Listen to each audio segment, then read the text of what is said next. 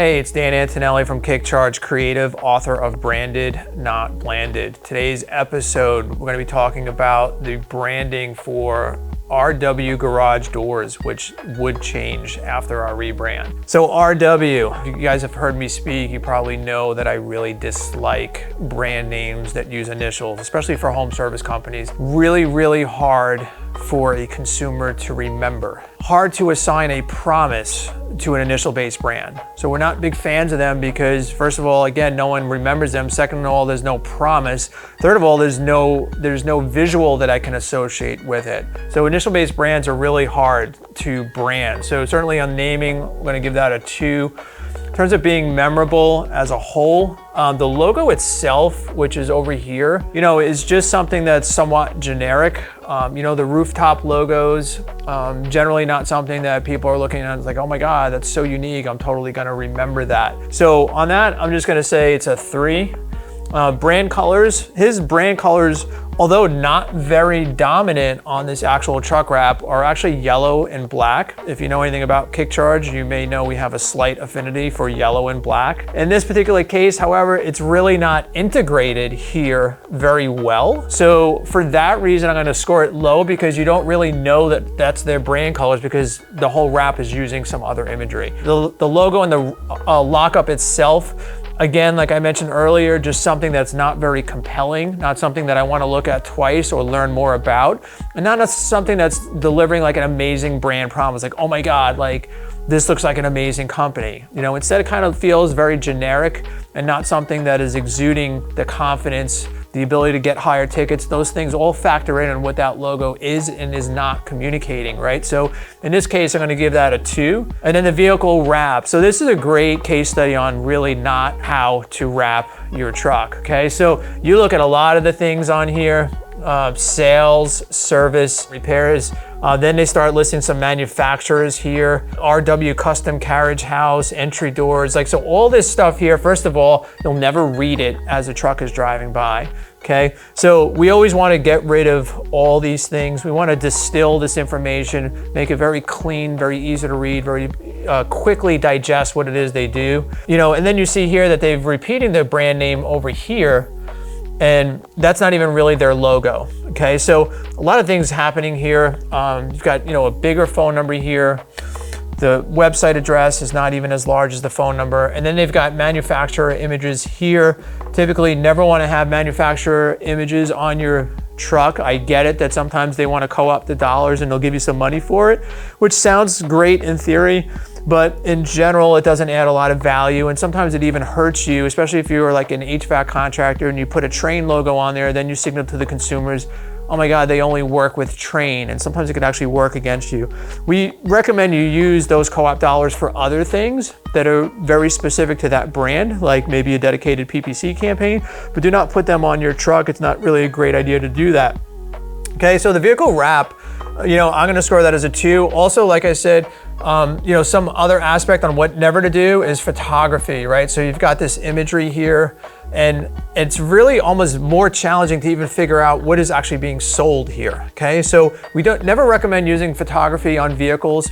The brand should be able to do enough of that heavy lifting, and it's very easy for photography to become dated and stale. And again, photos do not represent the brand specifically, okay? So for total score on this one, it's a 12, which puts us down here somewhere. Looking at the redesign and talking about what we did to solve the primary problem, which was this, right? So how did we solve that problem? Well, we thought about RW. We thought, well, what else can we name this company that would be more significant, that would deliver more of a brand promise? So we looked at RW, which has no promise, right? Meaning that I call up RW, I don't even know what that means. I don't know what the expectation of deliverable is going to be. And those are things that are not going to help the consumer feel or connect to this brand in any way. And instead we changed RW to Right Way, okay? So Right Way Garage, okay? So that really works out well because it signifies the idea that what you will get when you have them at your home is a garage door that is installed the right way. So now you have promise that's being delivered and you actually have a brand name that we can build around, right? So there's a direct promise with the name itself, okay? And then we developed a tagline get it done the right way. Not only is that tagline something that speaks to the external customers, but it's something that speaks to your internal customers.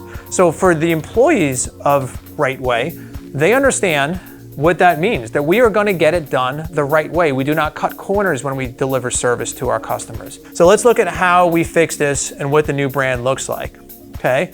So naming, I think, was a huge and dramatic improvement, okay? I'm gonna give it a 9, and you say, well, why isn't that a 10? The reason why it's not a 10 is that while it does deliver the brand promise, which we really want, it is a brandable name right now. The only downside on it, it's a tiny downside, it's really hard to get 10 from me, okay? So I'm just gonna tell you that, it's really hard to get a 10. The idea that there isn't a very, very specific visual that goes with Right Way, other than how we tried to address it with the thumbs up. So you could say the thumbs up means doing something the right way, and it does, but it's not quite as obvious as perhaps another name might be. So that's the only reason why I'm not giving it a 10. Let's look at, is it more memorable now? So is it more distinct? Can I quickly read and discern the name of the company? So yeah, we really solved a lot of those problems with this new logo here and how that looks. Right Way Garage Doors. Very quick, very easy to read, very easy to see what it is that they do. And the visual, obviously with the thumbs up and the home, is giving you some contextual clues about what service that they provide. So I think we made it a lot more memorable. I'm gonna say an 8 on that. Brand colors, again, there's certainly some bias with the brand colors here, but I will say, in general, these colors are a little more masculine than maybe I might like, if you consider that our average homeowner is probably a woman that's making the purchasing decisions for their home services. So I'm gonna score that a little bit less at a 7. Logo lockup itself, I think the way the logo now is derived is a vast improvement on where we came from, so I'm gonna say a 9 on that. And then of course the vehicle wrap, I think we really killed it with this truck wrap. I mean, it's so unique, it's so different in their market. Got great legibility here, very easy to read Garage Doors, very easy to read their brand name. We've got Get It Done the Right Way. So it leads the viewer right into the brand name, easy to read phone number, easy to read website address, and then we even have the Since 1980 that was integrated on the design. You can see again how I talk about how the wrap design should be uniform across all sides. So you can see here how the logo continues and the lettering continues and the graphic goes all the way to the other side, okay? So this all adds up to a 42, which puts us about over here, I'd say, roughly, right? So again, really, really dramatic improvement in the brand, but what were the results, right? And that's really obviously the most important thing. And this is where I think it's really awesome to see. So we've got revenue in 2022 at 11 million. In 2023 went up to 15 million, okay? Average ticket, again, a huge thing, right? What happened to make the consumer believe that there's a reason why they should pay more money for the service? Well, the brand looked like a much more professional operation. That's how brand affects average tickets. Such a huge piece of it, right? So service, meaning average service calls, 842 to 2.8 million. And then this is the beauty here, folks, okay? So everyone wants to talk about how you need to be spending over 10% of revenue if you want to grow. Well, how did we go from 11 to 15 on a 5% ad spend? How did that happen? Why would that happen?